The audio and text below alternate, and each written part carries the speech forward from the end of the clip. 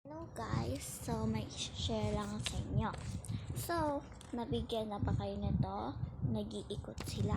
So, naikutan na din ako at nabigyan na din ako nan. So, sabi, ano ang sekreto sa maligayang pamilya? So, sasabihin mo bang pagmamahalan, pera, iba pa?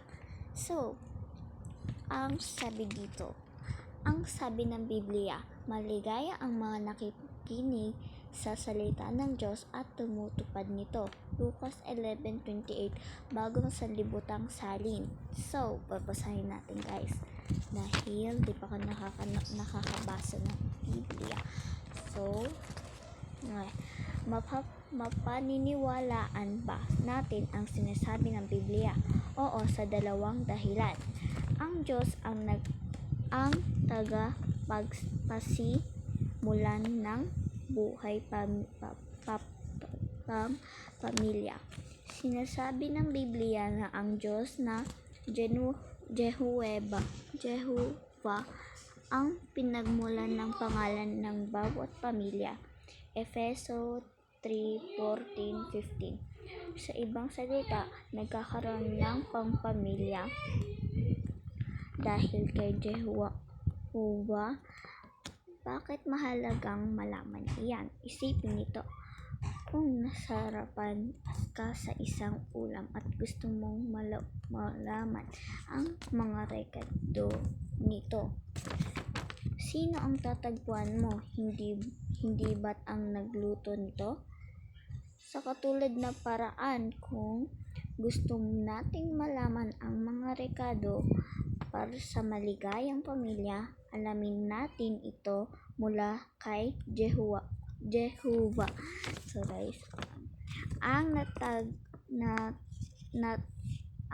tagapagpasimula ng pamilya, Genesis 2:18-24. Nagmamalasakit sa inyo ang Diyos. Makatutulong sa pamilya ang pagsunod sa payo ni Jehovah na nasa kaniyang salita. Bakit? Dahil nagmamalasakit siya sa iyo. 1 Pedro 5:6-7. Kapakanan ninyo ang iniisip ni Jehovah at ang mga payo niya ay laging tama. Kawikaan 3:5-6, Isaias 48:17-18.